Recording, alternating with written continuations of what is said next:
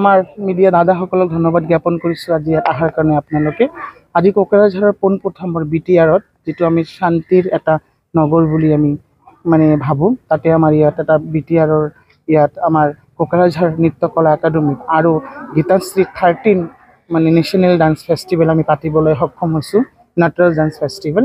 মই প্ৰলয় কুমাৰ দত্ত, আমাৰ লগত ভিলাইৰ পৰা আহিছে বাবুল দাদা, তেখেতৰ গীতাঞ্জলি উৎসৱটো আমি ইয়াত পাতিব সক্ষম হৈছোঁ। ইয়াত বহুত পাৰ্টিচিপেণ্ট আহিছে আপলোড ৱেষ্ট বেংগলৰ পৰা, ৰঙিয়াৰ পৰা, বৰপেটা, নলবাৰী, টিহু, পাঠশালা, বঙাইগাঁও, বহুত জাগাৰ পৰা দুদিনীয়া অনুষ্ঠান হ'ব আজি আৰু কালি।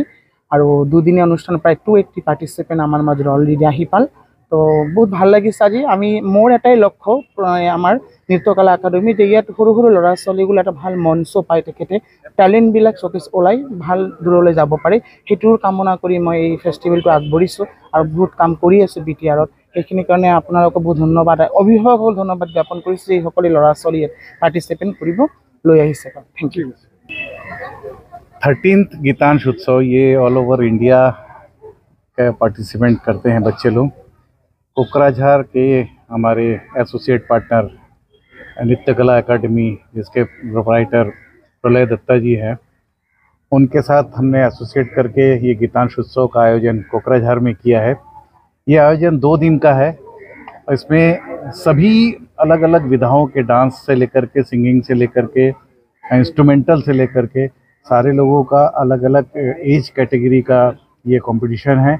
अभी भी डायरेक्ट अगर कोई चाहता है तो पार्टिसिपेट कर सकता है। कल भी है यहाँ पे, सुबह 10 बजे से स्टार्ट हो जाएगा।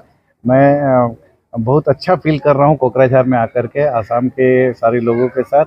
मैं धन्यवाद देता हूँ पूरे मीडिया वालों को और थैंक्स कहता हूँ प्रलय को, जिसने इतना बड़ा इनिशिएटिव लिया और इस प्रोग्राम को सक्सेस बनाने के लिए पूरा दौड़ भाग किया। Thank you.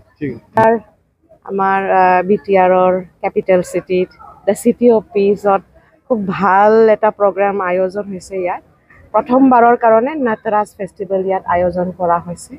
ইমান দূৰৰ পৰা আহিছে, আমাৰ ভিলাইৰ পৰা গীতা এক্ট আৰু সি মানে কলা একাডেমি হয়। আৰু আমাৰ কোকৰাঝাৰ নৃত্য কলা একাডেমীৰ লগত এছ'চিয়েট কৰি পেলাই সেই প্ৰগ্ৰামটো অৰ্গেনাইজ কৰা হৈছে। কম্পিটিশ্যন প্ৰগ্ৰাম হয় এইটো।